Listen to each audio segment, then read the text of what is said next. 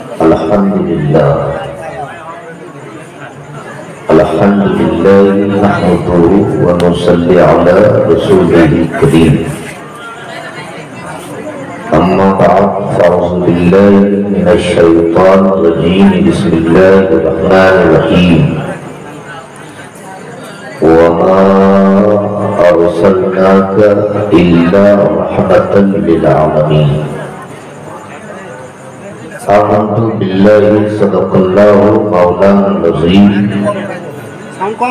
व सदक़ा रसूलुहुन नबियुल अमीनुल करीम व नहनु अला ज़ालिका लमिनश शाहिदीन व शाकिरीन वल्हम्दुलिल्लाहि रब्बिल आलमीन। जी लगाई और बारगाह मुस्तफ़ा में बावाज़े बुलंद पूरा मजमा झूम के दरूद शरीफ पढ़ लीजिए। अल्लाहु रब्बु मुहम्मदिन सल्लल्लाहु अलैहि वसल्लम रहमतु इबादु मुहम्मदिन सल्लल्लाहु अलैहि वसल्लम। जिनको जाना हो 1 मिनट के अंदर निकल लो, इसलिए कि जाने वाले को रोका नहीं जाता है। और मेरी आदत कुछ अलग है, मेरी फितरत भी कुछ अलग है। मैं कभी भी तादाद नहीं देखता, मैं कभी भी दल नहीं देखता, मैं तो हमेशा दिल देखता हूं, दिल। इसलिए कि कल यजीद ने देखा था, दिल हुसैन ने देखा था। हम दल वाले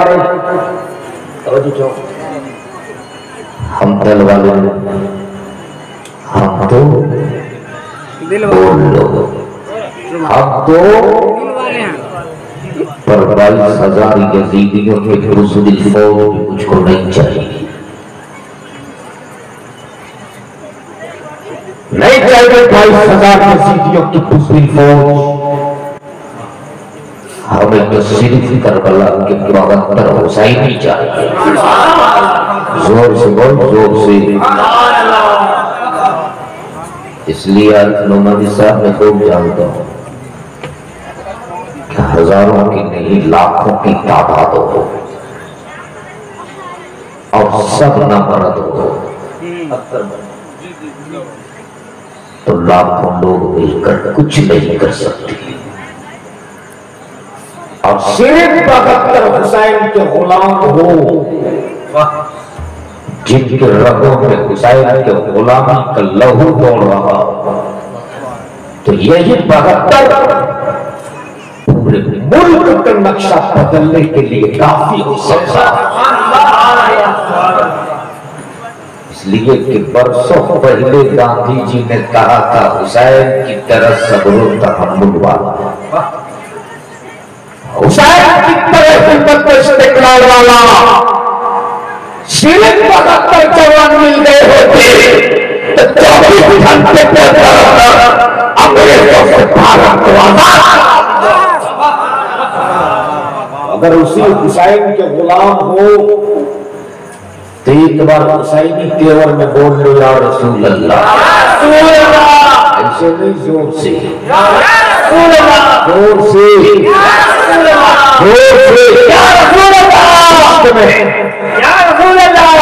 इश्क में बोल, इश्क में, मोहब्बत से।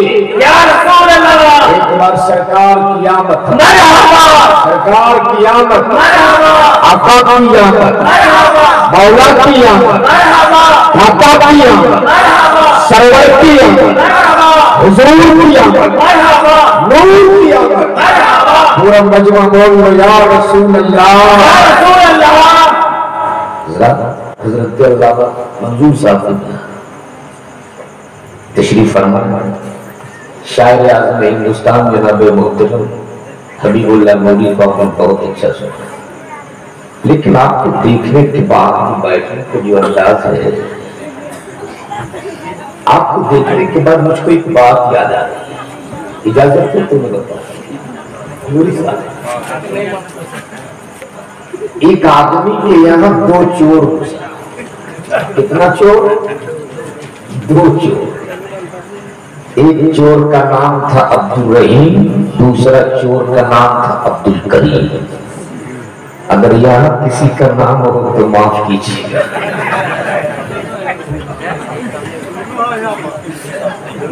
अच्छे सामने इसके लिए पहले माफी चाह रहा।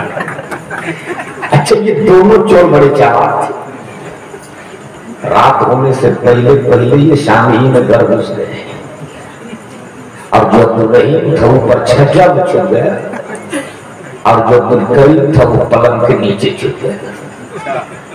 मकान मालिक काम करके घर लौटा, खाना खाते बिस्तर पे सोया तो बीवी बोल पड़ी, मेरे सरताज आज तो खाने का काम चल गया, लेकिन कल के लिए घर में अनाज की एक दाने भी नहीं है।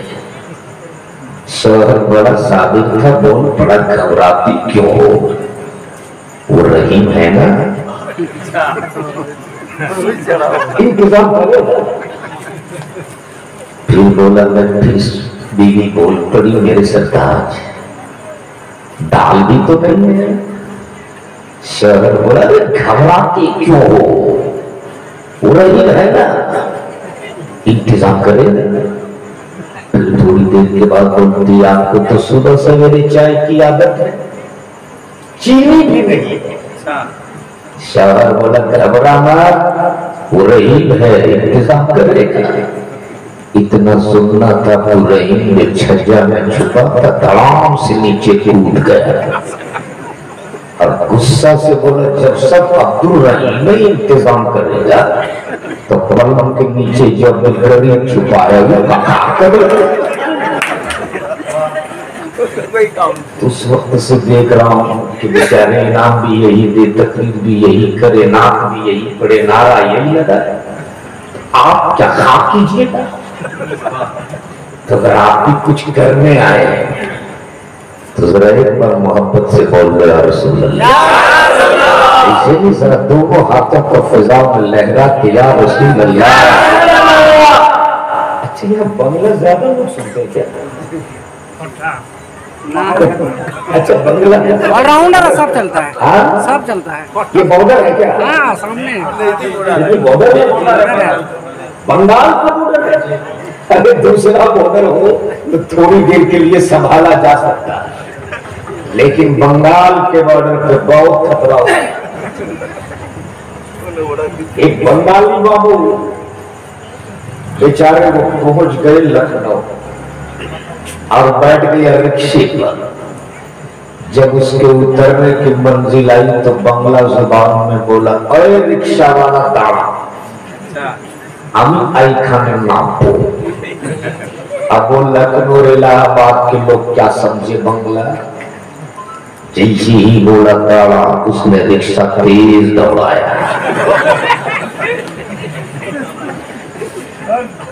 बोला, रिक्शा वाला दाड़ा, আমি आईखाने नापो।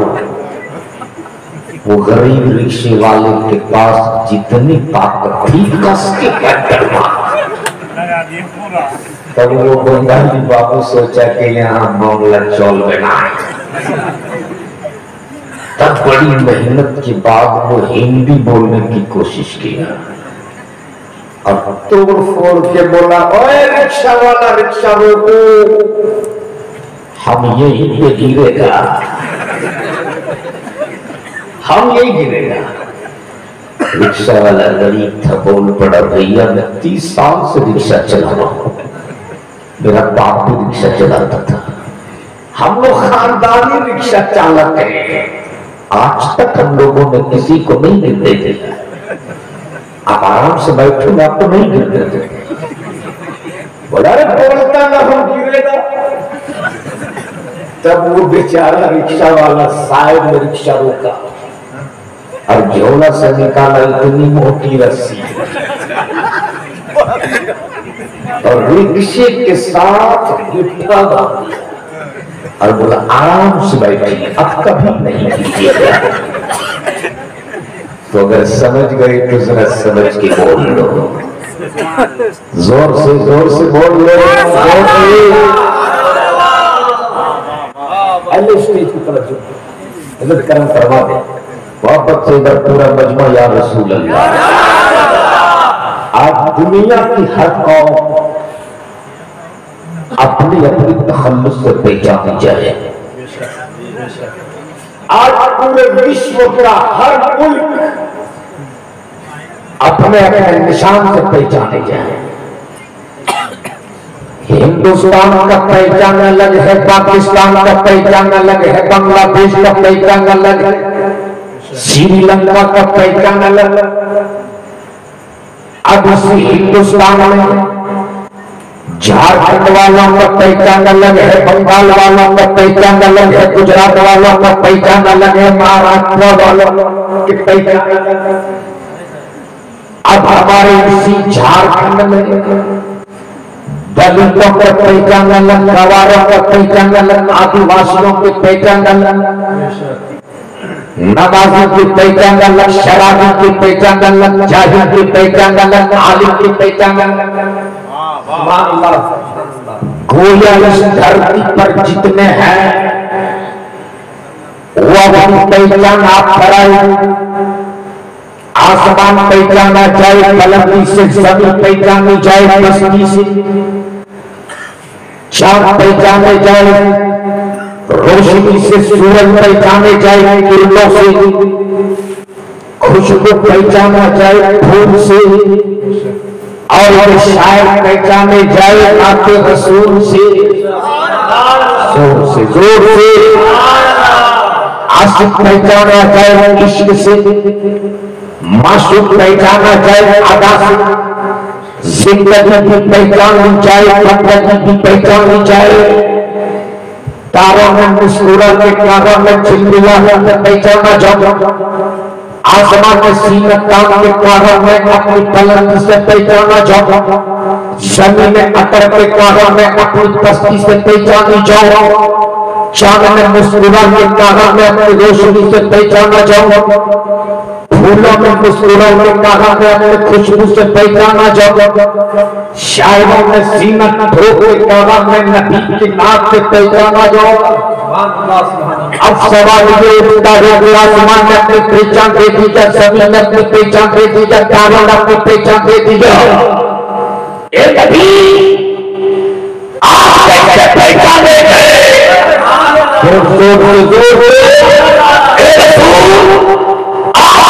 पहचाने गए तो मेरे नबी फरमाते मेरे पहचान मुझसे क्या पूछता? आदम से पूछ ले मेरी पहचान, मूसा मेरी पहचान, ईसा मेरी पहचान, हूद मेरी पहचान, नूह मेरी पहचान, शीश मेरी पहचान, शोएब मेरी पहचान, सालिम मेरी पहचान, दाऊद मेरी पहचान, इब्राहिम मेरी पहचान।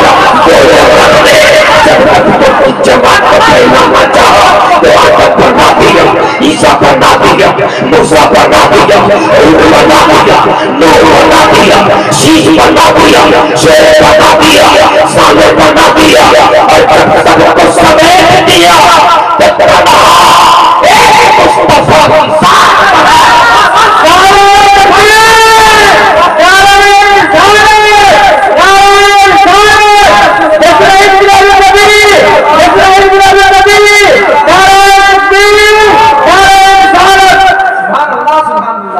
नारा लग किधर से रहा? आगे से सामने से। उस वक्त से मैं परेशान था, ये नारा लगता। आजकल ये भी एक मसला चला हुआ है। जिस तरह शायर और खतीब को लोग मदऊ करते हैं, वैसे नारा लगाने वाले को भी आजकल बुला लिया जाता है। तो भैया कमेटी के लोग दावत देके बुलाए गए, दाव पर अच्छा है, अल्लाह आपको सलामत रखे। ऐसे लोग ऐसे आजकल नारा लगाने के लिए कहिए तो लोग एक दूसरे को कोनी मारते हैं। लेकिन अल्लाह आपको सलामत रखे। एक बार पूरा मजमा झूम के बोलने आ रसूल अल्लाह। एक बार पूरा बाबू घुटना पकड़ के क्यों बैठे हैं? हम बच्चे एक आदमी घुटना पकड़ के बैठा तो उसकी बीवी बात हुई, शादी हुई कि नहीं हुई है? अल्लाह खैर करे, बच गए। हाल बच्ची की शादी हुई, ससुराल से पहली बार मैके आई, दोबारा जाने को तैयारी है। बाप बोला बेटी ससुराल क्यों नहीं जाती? बेटी बोली अब्बू काट काट के बोरी में डाल दो, ये हमें मंजूर है, ससुराल तो नहीं जाऊंगी। बाप बोला बेटी आखिर ससुराल क्यों नहीं जाना चाहती? तो बेटी बोली अब्बू आपको आपके दामाद को बहुत खतरनाक बीमारी है। अब तो माघ और पूस के कड़ाके के सर्दी में बाप के माथे से पसीने के कतरात। या अल्लाह 2.5 लाख में दामाद खरीदा, ऊपर से अपाची दिया। आरिफ साहब घर में बाछी नहीं, डिमांड है अपाची की। 500 कपड़ा में भी 5 लाख। बाप बोला बेटी आखिर बीमारी क्या है? टीवी? बोले नहीं। ब्लड शुगर है? बोले नहीं है। अब तो बाप के दिल की धड़कन तेज, बेटी कैंसर है क्या? बोले नहीं। अब तो धड़कन तेज, बेटी कोरोना है क्या? नहीं है। बाप बोला बेटी बीमारी तो बता दे। तब बेटी बोली अब्बू रात भर आपका दामाद बिस्तर पे लेट के नहीं सोता है, घुटना पकड़ के बैठे बैठे ही सो जाता है। तो बाबू जो लोग घुटना पकड़ के बैठे हो वो लोग घुटना छोड़ दो ताकि तेरा घर महफूज रहे। एक बार जरा दोनों हाथों को उठा के बोल लो या रसूल अल्लाह। देख लेना आजू बाजू में कौन घुटना पकड़ा है, जरा वापस एक बार या रसूल अल्लाह। और जाओ मत, तेरा घर महफूज है, बैठ जाओ। घर चेक करने जाना है, देख लेना घुटना पकड़ कर। अच्छा ठीक है, हम सोचे घुटना पकड़ के बैठा था, घर देख नहीं जा रहा। एक बार पूरा मजमा मोहब्बत से या रसूल अल्लाह। मजमा जरा दोनों हाथों को फिजा में लग रहा कि या रसूल अल्लाह। अब सवाल ये उठता है, आदम आपने कैसे पहचाना, मूसा आपने कैसे पहचाना, ईसा आपने कैसे पहचाना, याकूब आपने कैसे पहचाना, यूसुफ आपने कैसे पहचाना? तो हजरत यूसुफ फरमाते मेरा हुस्न वो था, बेशक बेशक, जब मुसलमान औरतों ने देख ली तो उंगलियां काटी। बेशक मेरा हुस्न वो था, जब मुसलमान औरतों ने देख ली तो उंगलियां काट ली।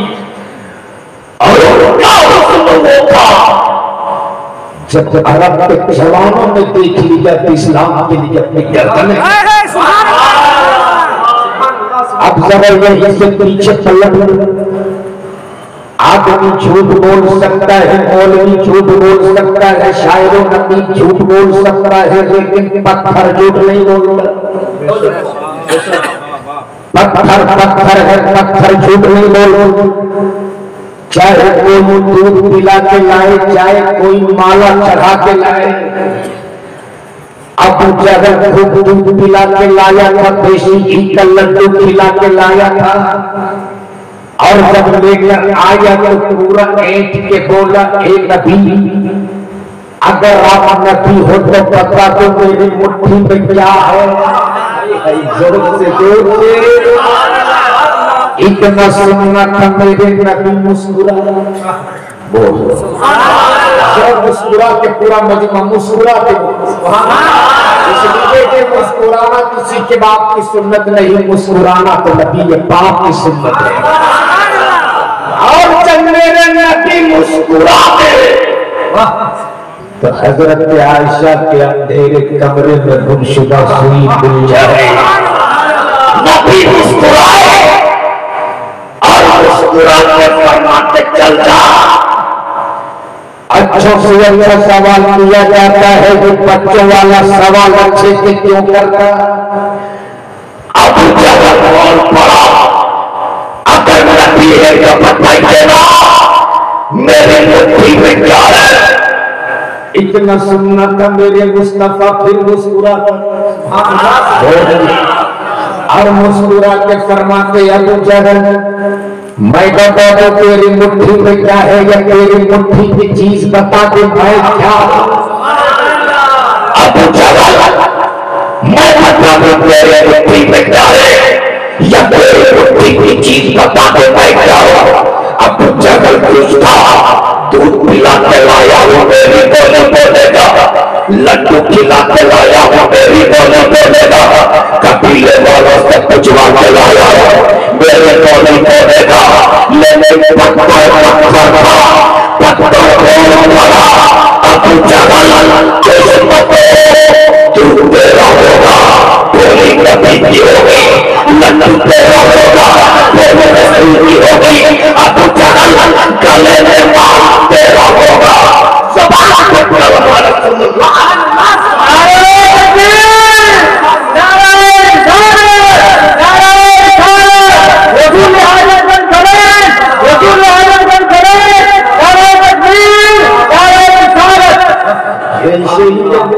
लाया बोलने लगा नबी है तो बताइए मेरी मुट्ठी में क्या है। गोया अबू जहल जैसा काफिर भी जानता था जो राइट की बात बता दे वही सच्चा नबी होता है। बहुत बड़ा नबी है तो बताइए मेरी मुट्ठी में क्या है। मेरे मुस्तफा ने अपनी शहादत वाली उंगली अबू जहल की मुट्ठी की तरफ किया। इशारा मुस्तफा होना था, अबू जहल की मुट्ठी में पत्थर घूमने लगा। इधर मुट्ठी में पत्थर घूम रहा, इधर अबू जहल की खोपड़ी घूम रही कि आज ये अचानक क्या हो गया है। वहां कुंटल पे कुंटल दूध पिला दिया, न कभी घूमा न कभी बोला। सुबह शाम इस पर माला चढ़ाया, न कभी घूमा न कभी बोला। आज ये मुट्ठी में क्यों घूमने लगा। तब ने मुस्कुरा के कहा था अबू जहल जिस्म पे तेरा कब्जा है, दिल में हुकूमत रसूलुल्लाह। अब आप जरा यही रुककर हमें एक बात बता दीजिए। जलसा आप लोग रोज सुनते, बताओ मेरे नबी की कुल जाहिरी उम्र कितनी थी?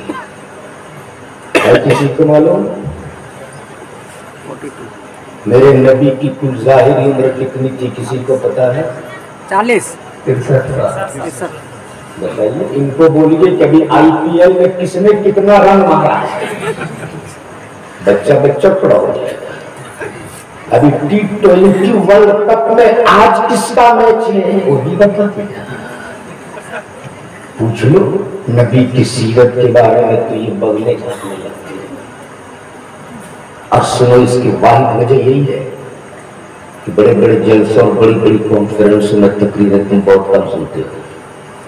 जब तक मंच पे गवैया लोग रहते हैं खूब उछल उछल के दाद देते हो। खतीब जैसे ही कुर्सी पर बैठ जाए जहां तहां खुजली होने लगती है। चलो सही की गलत है, मैं ये नहीं कहता कि ना मत सुनो, सुनो।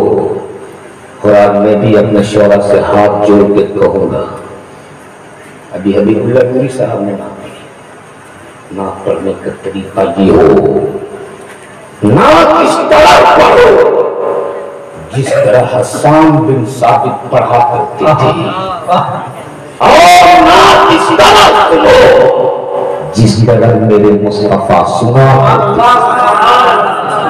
स्टेज की हुर्मत को पामाल कर रहे चंद गवैये लोग, कभी बैठ के कभी उठ के कभी बोल के 3-4 किसी, बाकी रह गया सिर्फ सोना। इनको भी क्या कहिएगा, वही चाहिए। 40,000 देंगे लेकिन वही चाहिए। अपने अंदर तब्दीली पैदा करो, तकरीरें सुनो, मेरे नबी की कुल ज़ाहिरी उम्र कितनी थी? कितने? 63 साल। कितनी थी? बताओ, अगर किसी ने तुझसे पूछ लिया बता तुम किस नबी का कलमा पढ़ते हो, तेरे उस नबी की ज़ाहिरी उम्र कितनी थी? अगर नहीं बता सके तो कितनी बड़ी मातम की बात है। तो सुन, नबी की कुल ज़ाहिरी उम्र कितनी थी? पूरा मजमा सुनना गौर से, कितनी थी? 63 साल। ऐलान नबूवत से पहले नबी मक्के में कितने दिन रहे? है किसी को याद? है किसी को मालूम? 40 साल। कितने दिन? कितने दिन? 40 साल। हिस्ट्री और तारीख का मुताला करो। उस 40 साल में पूरे मक्के में मेरे नबी का एक भी दुश्मन नहीं था। पहले ही मक्के पर दुश्मन 40 साल तक मक्के में मेरे नबी का एक भी दुश्मन नहीं। अबू जहल जैसा काफिर कहता था कि मोहम्मद की तरह अमीन कोई नहीं। अबू जहल जैसे दुश्मन ने कहा था मोहम्मद की तरह साथी कोई नहीं। उत्बा और शैबा जैसे दुश्मनों ने कहा था मोहम्मद की तरह सच्चा कोई नहीं। लेकिन 40 साल के बाद जब कुरान की चोटी पर खड़े हो गया, अपनी नबूवत का ऐलान किया था और पत्थरों के सामने झुकने वाली पेशानियों को खुदा के सामने झुकाने की दावत दी थी, तो वही मक्का जो मेरे नबी के हुस्न की तारीफ करते थे, मेरे नबी के अखलाक की तारीफ करते थे, मेरे नबी के किरदार की बातें करते थे, आज वही मक्का मेरे नबी के दुश्मन बन गए। वही मक्का मेरे नबी के खून के प्यासे बन गए और मक्के के दानों का दबाव बैठकर मक्के के बड़े-बड़े सरदारों ने एक रेगुलेशन पास किया था कि मोहम्मद नया दीन लेकर आया है, नया धर्म लेकर आया है, नया मजहब लेकर आया है, हमारे खुदाओं को बुरा भला कहता है, इसलिए आज की रात मोहम्मद को खत्म कर दो। न रहे पास न पहुंचे बांसुरी, मक्के के तारों न दबावे, नबी के कत्ल का मंसूबा तैयार होते रहा। इधर हुजरे रसूल में जिब्रील उतरते हुए ने, हुजरे रसूल में जिब्रील उतरते हुए, ए नबी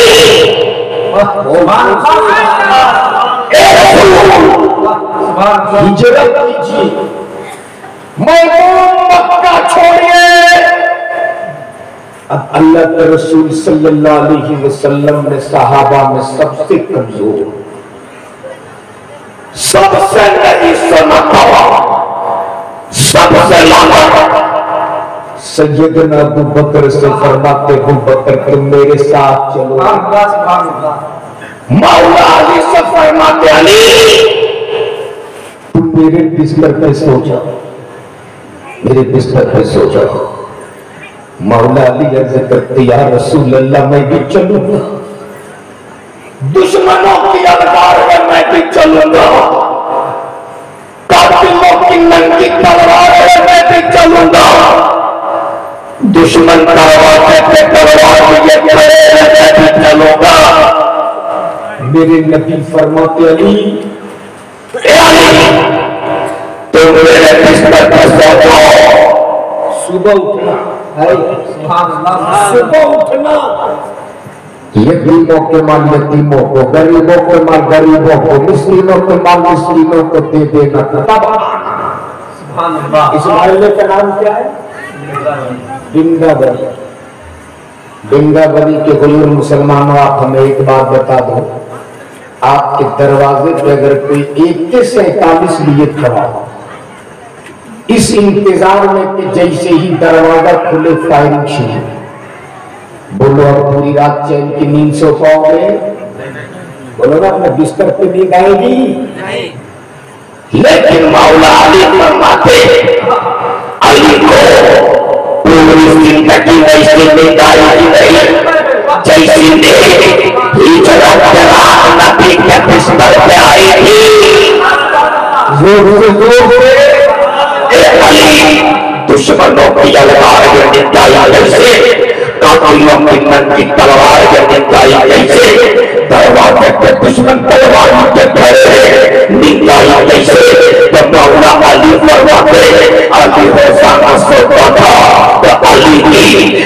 जिंदगी की कभी साबित नहीं था, आज नबी ने अली की जिंदगी की जमानत ले लिया।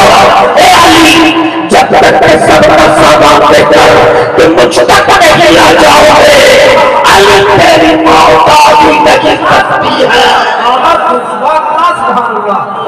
और अली, दुनिया की कोई ताकत तुझको मार भी नहीं सकती। अल्लाह के रसूल सल्लल्लाहु अलैहि वसल्लम कमजोर अबू बकर को लिए चले। मैंने आलम तस्वीर में पूछ लिया, या रसूल अल्लाह अलैहि सलाम, ये कमजोर अबू बकर को क्यों लिया? अली को लिए होते जिनके बाजुओं से जमाना पड़ा, अली को लिए होते जिन्होंने अपनी उंगलियों में दरे खैबर को नचाया हुआ, अली को लिए होते जो ये कमजोर अबू बकर को क्यों लिया? तो मेरे नबी फरमाते, ए लोगों, अली को अपने बिस्तर पर सुलाकर अली की ताकत बचानी थी, और अबू बकर को अपने साथ में लेकर अबू बकर को ताकतवर बनाना था। ए लोगों, जो सो रहा है वो बड़ा ताकतवर है, और जो मेरे साथ चल रहा है ये बड़ा तकने वाला है। अब अल्लाह के रसूल सल्लल्लाहु अलैहि वसल्लम कमजोर अबू बकर को लिए चले। जहां तक रेतीली जमीन थी नबी पैदल चले, जहां से पथरीली जमीन शुरू हुई पहाड़ की चढ़ाई। जब हमने उस पहाड़ को देखा है जिसका नाम जबल सौर है, पता है उस पहाड़ की ऊंचाई क्या है? 5400 फुट। कितनी ऊंचाई है? जब मैं उस जबल सौर के करीब पहुंचा तो मैं अपने आप को रोक न सका, और मेरे दिमाग में बस यही तारीख कि आखिर कौनैन के ताजदार को अपने कांधे पे बैठा कर अबू बकर कैसे चले। आजकल तो पाकिस्तानी लोग पत्थर काट काट के रास्ता बना दिए हैं, उस जमाने में कोई रास्ता नहीं था। आखिर कमजोर अबू बकर मेरे मुस्तफा को अपने कांधे पे लेकर कैसे चले होंगे? तब मेरे इमाम ने मुझको ललकार के कहा, जो बात अक्ल तस्लीम न करे उसी को तो मौजज़ा कहते हैं। जोर से जहां तक जमीन नबी पैदल, पहाड़ की चढ़ाई शुरू हुई। मुस्तफा फरमाते, अबू बकर इधर आओ, अपना कांधा लाओ और अपने कांधे पे कौनैन के ताजदार को सवार करो। बोल दो सुभान अल्लाह। अब जरा थोड़ी देर के लिए इस तारीफ को यही रोकी और चलिए देखिए फतेह मक्का का दिन है। जब मेरे मुस्तफा ने मक्का को फतह किया तो खाने काबा के अंदर जो 360 बुत थे सबसे पहले उसको निकाला। खाने काबा में जो बुत थे उन बुतों से मेरे मुस्तफा ने खाने काबा को पार किया। एक बुत बाकी रह गया जो सबसे ऊपर था, वहां तक किसी का हाथ नहीं जा रहा था। तब मौला अली ने अपना कांधा आगे बढ़ाया था, या रसूल अल्लाह अलैहिस्सलाम, मेरे कांधे पे चढ़ के इसको उतार लीजिए। मेरे नबी फरमाते, अली, ए अली, तुम नबूवत की लौट नहीं उठा सकते, अली तुम नबूवत की लौट नहीं कर सकोगे। या रसूल अल्लाह अलैहिस्सलाम, जिनके बाजुओं से जमाना बना हुआ है, नबूवत के लौटना उठा सके, आज कमजोरों के पत्थर के कांधे पे मुस्तफा कर रहे हैं। या रसूल अल्लाह, ये कमजोरों को पत्थर कैसे में उठा लेगा? तो मेरे नबी फरमाते, ए लोगों, कल खाने काबा में अली को अपने कांधे पे उठाकर बताना था, जिसका नबी उठा देगा उसे कोई नहीं कलाल गिरा नहीं सकता। और आज अबू बकर के कांधे पे चढ़कर बताना था कि मेरे पास अगर मेरे खिलाफत में कोई और उठाने वाला होगा तो वो पहला हजरत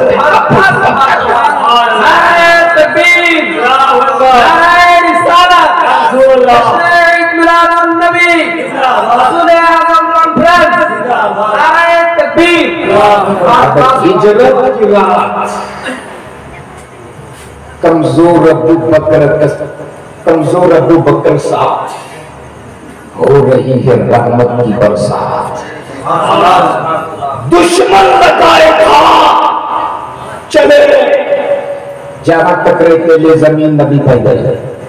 पहाड़ की चढ़ाई शुरू हुई, मुस्तफा फरमाती करो अपना कांधा लाओ और अपने कांधे पर कौमैन के ताजदार को सवार करो।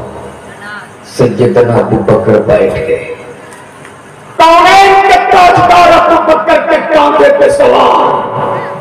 दाहिना कदम इधर, बाएं कदम इधर। हजरत अबू बकर ने सोचा बड़ा सुनहरा मौका है, कभी दाहिने कदम को चूमा, बोलिए, कभी बाएं कदम को चूमती, कभी दाएं चूमती, कभी बाएं चूमती। मेरे नबी ने शिरक का फतवा नहीं लगाया, मेरे नबी ने बिदअत तो हराम नहीं कहा, बल्कि मोहब्बत से पूछते अबू बकर क्या कर रहे हो? अबू बकर क्या कर रहे हो?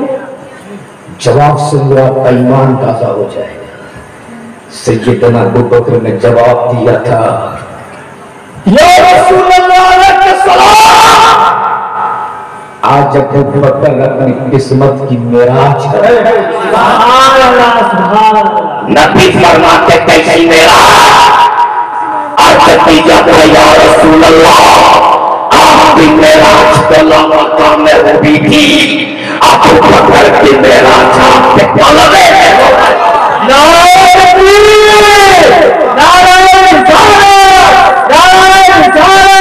रसूल आलम बन गए, रसूल आलम बन गए। पहाड़ की चढ़ाई चढ़ते चढ़ते चढ़ते चढ़ते चढ़ते चढ़ते जब उस गार के करीब आए, हम जैसे जवान को गार सौर ऊपर चढ़कर नीचे आने में 10 घंटा लगता। कितना? 10 घंटा। जब चढ़ते चढ़ते उस गार के करीब आए, जिस गार को गार सौर कहते हैं, अंदर सबसे पहले गए अबू बकर। तरीके अदब क्या था? आगे आगे जाते नबी, पीछे आते अबू बकर। लेकिन उस गार के अंदर पहले गए सैयदना अबू बकर। सबसे पहले उस गार की सफाई किया, जहां जहां सुराख नजर आए सबको भर डाले। एक सुराख बाकी है जिसको भरने के लिए अबू बकर के पास न कोई कागज है न कोई कपड़ा।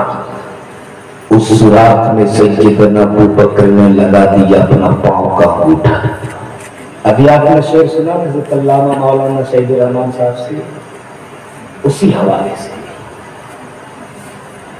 अबू बकर के पास एक सुराख बाकी है जिसको भरने के लिए कोई साजो सामान नहीं। उस सुराख में अपना पैर का अंगूठा लगाया और अंगूठा लगाने के बाद अंदर ही से अर्ज करते, या रसूल अल्लाह अलैहि सलाम, गार है तैयार, गार है तैयार, आ जाइए सरकार, आ जाइए। मेरे मुस्तफा फरमाते अबू बकर इतनी जल्दी इतने बड़े गुस्ताख हो गए, खुद निकल कर आने के बजाय तुम अंदर ही से आवाज दे रहे हो। सैयदना अबू बकर जवाब देते, या रसूल अल्लाह, मैं गुस्ताख नहीं हूं, मैं गुस्ताख नहीं हूं, ये तो मेरी मजबूरी है। इधर अबू बकर सुराखों को भर रहे, उधर नबी के दीदार के लिए साफ तरफ रहा। इधर अबू बकर सुराखों को भर रहे, उधर नबी के दीदार के लिए अस्तागा से कटक रहा। और वो सांप भी बड़ा चालाक था कि बस ये एक रास्ता है जिसके जरिए मैं कौमैन के ताजदार को ज़ियारत करूंगा। लेकिन आलम थी, जब अबू बकर ने सुराखों को बंद करना शुरू किया तो अब ये हटाने को तैयार नहीं।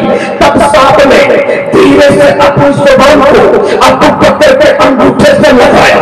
अबू बकर हटा लो, फिर भी नहीं हटाया। तब तेरा और भाई अबू बकर हटा लो, फिर भी नहीं हटाया। तब तेरा और भाई अबू बकर हटा लो, फिर भी नहीं हटाया। तब दांत खाया, बोले कायनात की हकीकत में नबी के प्रति तो में कम मचा दे रहा है। अगर कोई रोके मज़ारों की ज़ियारत थी, अगर कोई रोके वलियों की ज़ियारत थी, अगर कोई रोके जुलूस मोहम्मदी से, तो पहले इनके जाकर फिर भी ना हटे तब बाहु लगाओ, फिर भी ना हटे तब बात करो। अरे मैं सांप होकर अबू बकर से टकरा गया, तुम नबी के प्रति होकर गुस्ताख रसूल से क्यों नहीं टकरा सकते हो? मुझसे तबादुल करो। अबू बकर हटा नहीं हो देती, मैं तुमसे बहुत सता रहा था, फिर भी नहीं हो पाई, तब तक फिर भी नहीं हो पाई, तब तक फिर भी नहीं हो पाई, तब तक फिर भी नहीं हो पाई। तब कोई सनसने था जब अबू बकर के जिस्म में कोई ढोलने लगा, जब अबू बकर की आंखें बंद होने लगी, जब अबू बकर का चेहरा सर्द होने लगा, कौन के ताजहार फरमाती अबू बकर ये तेरी आंखें के बंद होगी, ये तेरे चेहरे पे दर्द होगा, ये तेरा बदन पे पीला होगा। अबू बकर जवाब देते या रसूल अल्लाह, उसने डस लिया। जोर से या रसूल अल्लाह उसने डस लिया। मेरे नबी फरमाते किसने डसा है? वो बकर किसने डसा है? अर्ज किया या रसूल अल्लाह, में जिसके रास्ते में रुकावट था उसने काटा है। मुस्तफा फरमाते दिखाओ तो कहां काटा है, दिखाओ तो। जैसे ही सैयदना अबू बकर ने सुराख से अपना अंगूठा हटाया, इधर उसका भी काम हो गया। अज़दहा सीधे गार के अंदर और बज़बान हाल बोल पड़ा है, अबू बकर अब दोबारा मुख लगी। अबू बकर अपना अंगूठा हटाए रहो और कौनैन के ताजदार आप अपना चेहरे अनवर झुकाए रहो, ताकि मैं तुझको देखता रहूं, मैं तेरी दीद करता रहूं, मैं तेरी ज़ियारत करता रहूं। इसलिए कि बरसों से इस गार में फकत इस इंतजार में बैठा था कि निकल जाए दम तेरे कदमों के नीचे। यही दिल की हसरत, यही आरज़ू है। गोया वो सांप होकर समझ गया कि नबियों का नबी आ चुका है। यह आदमी होकर अब तक ना समझ सके कि कौन आया है। मुस्तफा फरमाते अबू बकर दिखाओ कहां काटा है। अंगूठा आगे बढ़ाया, या रसूल अल्लाह यहां काटा है। मेरे नबी ने कोई दवा नहीं दी, कोई इंजेक्शन नहीं दिलवाया। मेरे मुस्तफा ने अपना लुआब देहन निकाला। बोल अबू बकर के अंगूठे में लगाया, जैसे ही मुस्तफा के लुआब देहन अबू बकर के अंगूठे में लगना था, अबू बकर की आंखें खुल गई, चेहरा जैसे देखने था उससे बेहतर हो गया। तो मुझको देखने तो लोगों, जब मेरे नबी के लुआब देहन का याद है तो मेरे नबी के मुकम्मल जलवे का नारायण सरकार की आवाज, सरकार की आवाज, दिलदार की आवाज, दिलदार की आवाज, नारायण साहब। आज कुछ लोग कहते नबी मेरी तरह, कुछ लोग कहते नबी मेरी तरह। बोल लो माशाअल्लाह। शायद उस जालिम को पता नहीं कि नबी खारा कुआं में थूक दे तो पानी मीठा हो जाए, तू अच्छा पानी में थूक दे तो पानी में पॉइजन रह जाए। मुस्तफा आटा में थूक दे तो कई सौ सहाबा कराम शिकम शेर होके खाए। तू आटा में थूक दे तो तेरी बीवी का चप्पल तेरे गाल पे पड़े। जालिम कहते नबी मेरी तरह, रब ने नबी की तरह किसी को बनाया ही नहीं। रब ने फरमाया महबूब ये दुनिया मैंने बनाई अपनी मर्जी से, जहां चाहा नदी रखा, जहां चाहा नाला रखा, जहां चाहा तार रखा, जहां चाहा पैर रखा।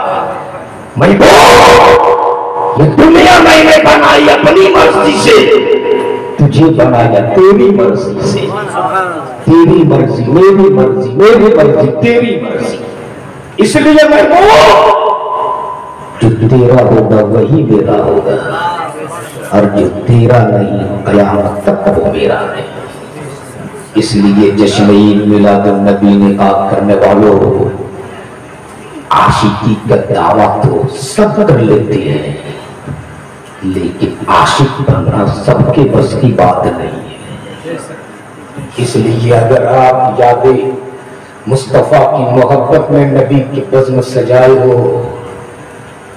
तो इस तरह अपने अंदर वो अखलाक और किरदार पेश करो कि अपने तो अपने गैर को देख के ये कहने पे मजबूर हो जाए, जब उम्मत इतनी अच्छी है तो इनके नबी कितने अच्छे हो। इसलिए वो किरदार और अखलाक पेश करना, जब रास्ते से गुजरो तो तुझको देखकर गैर भी कलमा पढ़ने पे मजबूर हो जाए। वो अखलाक अपने अंदर पैदा करो, मुस्तफा की जिंदगी को अपनी जिंदगी का नमूना अमल बना लो। खुदा की कसम तेरी दुनिया भी सवर जाएगी, तेरी आखिरत भी सवर जाएगी। अल्लाह तबारक तआला सुनने से ज्यादा हमें अच्छी बातों पर अमल करने की तौफीक अता फरमाए। जिंदगी सुरबत या रब्बी, खुदा हाफिज। अस्सलामु अलैकुम व रहमतुल्लाहि तआला। व अलैकुम सलाम।